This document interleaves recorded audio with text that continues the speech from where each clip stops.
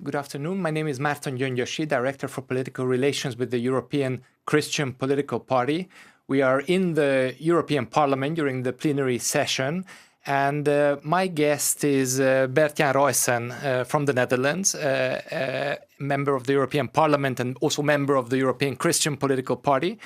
And the topic we are going to discuss now is the highly controversial agreement between the European Union and the South American countries, a trade agreement called the EU-Mercosur Trade Deal.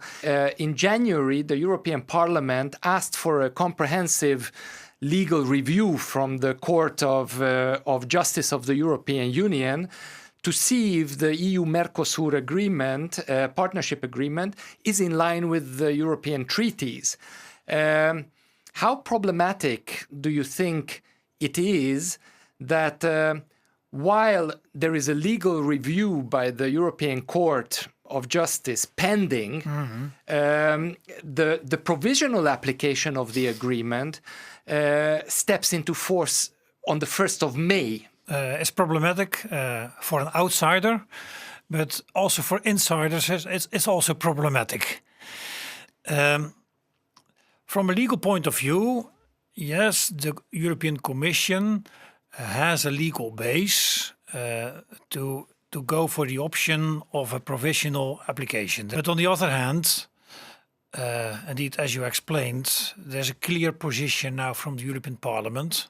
The European Parliament said, well, we have big doubts about this agreement. What we need is legal advice from the Court of Justice. That will take maybe 1 year or 2 years. I don't know how long. It takes a long time. It can take a long time. But it's clear that the Parliament said, well, we cannot agree at this moment. We would like to see first legal advice about that. And by now choosing for a provisional application, in my opinion, and also in the opinion of a lot of colleagues here in the Parliament, the Council is really ignoring the European Parliament. It's a kind of disrespect, in my opinion, by not listening to what the Parliament said. So it's ignoring the European people, to put it bluntly and simply. Yeah. They are ignoring the European people. And in my opinion, the Commission is also taking a great risk, because what's the outcome of the advice of the court? We don't know. It can be a negative advice. And then and then the Parliament, there's the possibility that the Parliament will say, well, then we have to reject this agreement. And that means that the Commission has to go back to the countries in the South America, the Mercosur countries, and say, well, sorry, but the game is over. We don't have an agreement anymore. Yeah. So the Commission is also taking a big risk. And indeed, the most important, the most problematic part of this is the fact that the Commission is ignoring the Parliament. And it's maybe also good to clarify what is really so problematic in this agreement. Yes, I was going to ask that there's a legal problem, but on the other side, it is impacting millions or tens of millions of European consumers and European producers. Yeah, also. So but we always hear from the news all the benefits of such an agreement. Yeah. Oh, there is going to be a reduction of costs because they eliminate the tariffs, so it's good for the consumer, and so on and so forth. So what exactly is the downside of such an agreement? The downside agreement of this is that there's a big risk that some specific sectors and agriculture sectors are facing. That's a big risk we see, facing unfair competition as a consequence of this agreement. Trade is positive. Generally speaking, and indeed, as you said, trade can have positive aspects, consequences for the consumer, for the entrepreneurs. So generally speaking, I think also we as ECPP, we can support free trade or free trade, and it's important to reduce where it is possible to reduce trade barriers. Yes. In order to support fair trade, but I would like to underline the word fair. The trade has to be fair, and this agreement is not fair because. For example, poultry and for beef and on sugar, the consequence of this agreement is that we give access of these products to our internal market, coming from the Mercosur countries. And the problem is that the producers in the Mercosur countries, they do not have to comply with our high standards. We have very high standards, product standards here in the European quality, determining the quality. Yes. Yeah, for example, the quality and about safety and so on. Products in the Mercosur countries are produced against lower standards. So that creates an unbalanced situation, really unfair situation. It creates a situation of unfair competition for the producers. For the producers and, here, yes. And for the consumers, it means a lowering of standards. So, I mean, when it comes to health issues, because I presume that in agriculture, the reason why we have higher standards is to protect the health of the European consumer. Yeah. So there is, on the one side, there is the producer side. Yeah. Unfair competition kills the European producer. Yes. And also, it's not good for the European customer, who is now not going to get a high quality product, but a lesser quality product, if I understand correctly. Yes, and when you ask the Commission for a reaction on that point of concern, then the Commission is saying, well, but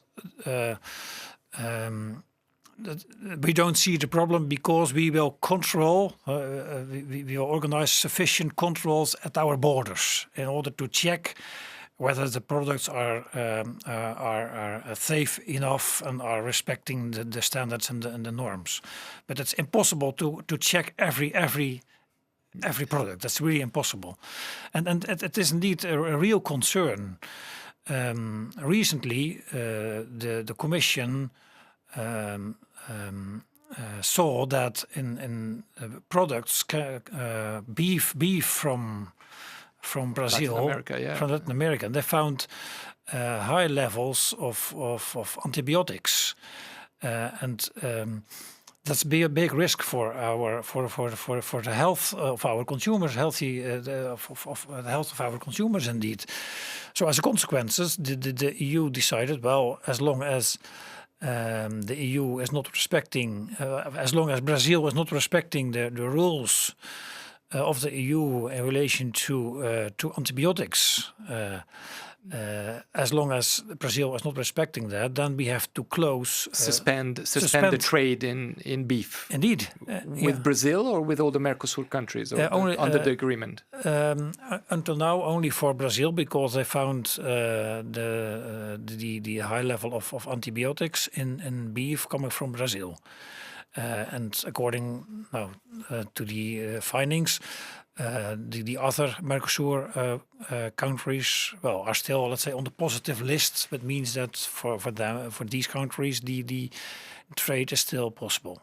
But if I understand correctly, the European Council earlier this year implemented certain measures, some kind of rapid safeguarding clauses, which make it possible to suspend the trade if certain limits are not respected under the agreement.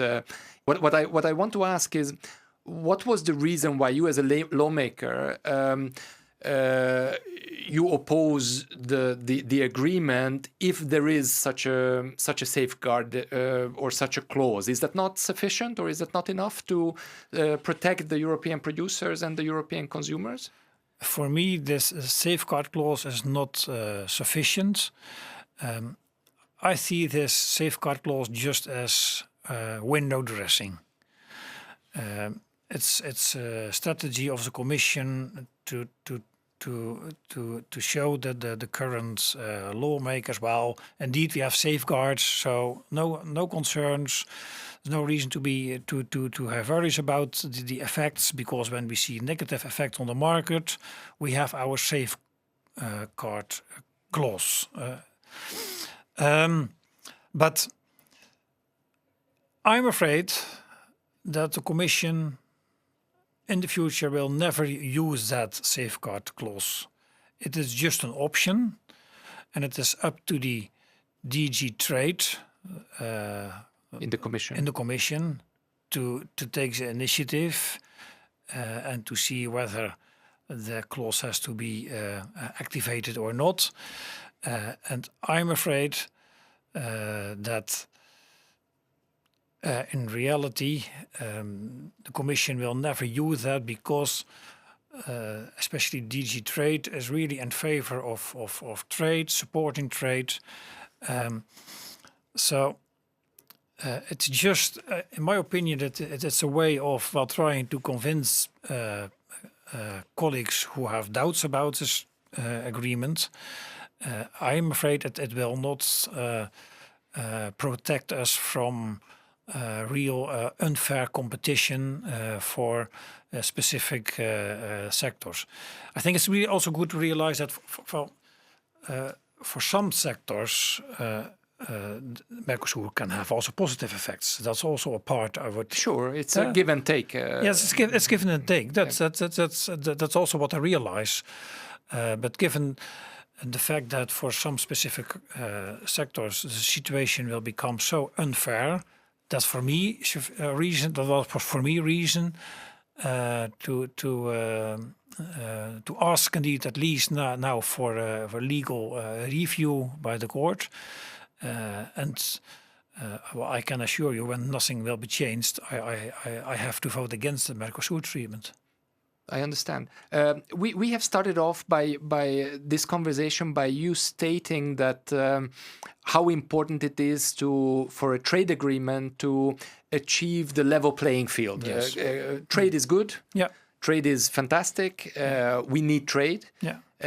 But trade is only good, and the free trade agreement is only good if it can establish the level playing field for all parties. Exactly. So if I understand correctly from our discussion, you do not think that this trade agreement guarantees the level playing field for European producers, and it also has negative impacts for the European consumers. So it's fair to say that this agreement does not provide for a level playing field as a trade agreement. This agreement will not provide for a level playing field, especially not for the vulnerable segments, for the poultry, for the beef, for the sugar, for producers who produce poultry, beef, or sugar. This agreement is really problematic because it is undermining. These are the three areas where you think this level playing field is the most problematic. In these three areas. Yes, are the key. Yeah. I understand. Now, just to wrap up our conversation, there is one big question in my head. What's the procedure now? What can we expect in this issue? Because there is the Parliament said, let's halt the procedure, let's send it for legal overview to the European Court of Justice. Does this have to be ratified by all the member states? Well, that is one of the biggest issues in this agreement.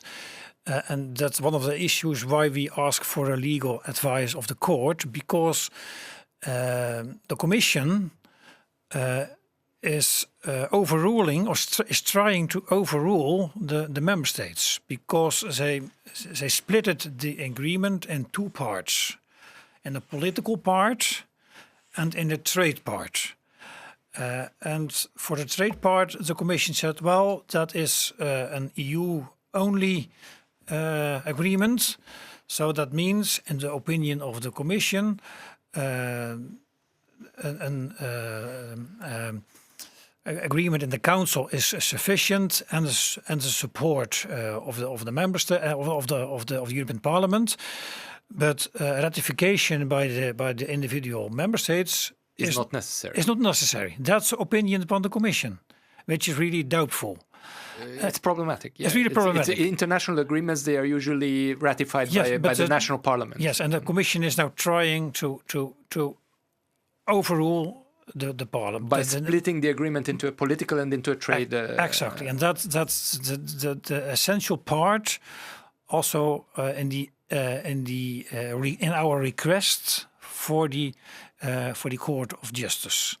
So the outcome can be that indeed the court will say, well, indeed, Commission, you are not allowed to. You are not allowed to make a split, and you have to ask the green light for this agreement from the national parliaments. From the national parliaments. That can be the outcome.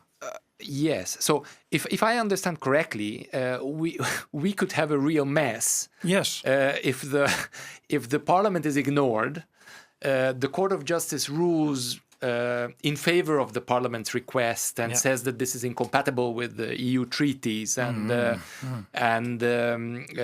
basically says a negative opinion on the Mercosur deal, with the Commission pushing forward the agreement on the basis of provisional as a provisional treaty.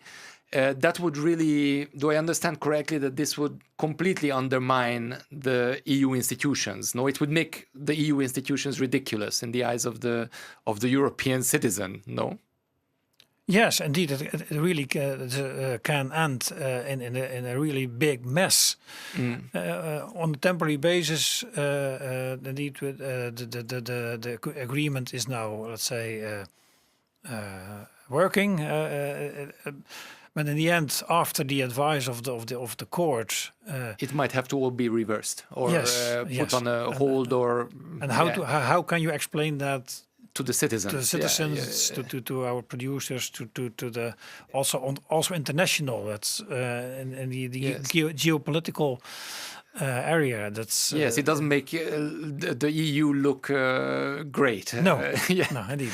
I understand. My very last question: what can you, as a lawmaker, do at this stage? You are a member of the European Parliament. You are member of the Agri Committee here in the Parliament. Is there any instrument that you can use at this stage, or now you just have to lean back and wait for the court to rule and the provisional treaty to roll on? What is there anything you can do at this stage? Yeah. Well, indeed, we have to wait for the advice of the court. But in the meantime, we have to monitor as members of parliament.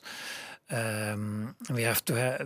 need to have a close look on the implementation of this agreement. For example, the problems we saw now with the antibiotics on the beef. Of the beef, you have to monitor. We have to monitor, and we will raise questions about that to the Commission, and they have to at least to guarantee that the rules in relation to the veterinary rules and so on has to be respected, and as long as that is not the case, then the Commission has to suspend the trade, in my opinion. Especially when we see a negative effect on the prices, for example. Then the Commission has intervene. Then we can intervene and ask indeed for the safeguard laws. Yeah. Thank you very much. So it appears that this topic we will be discussing further. I mean, whatever the developments are, I'm sure that it will be still on the table. Thank you very much for your time. Thank you very much for your work. And I hope to discuss this issue further when there are any developments. Thank you very much, Bert-Jan Ruissen. You're welcome. Thank you.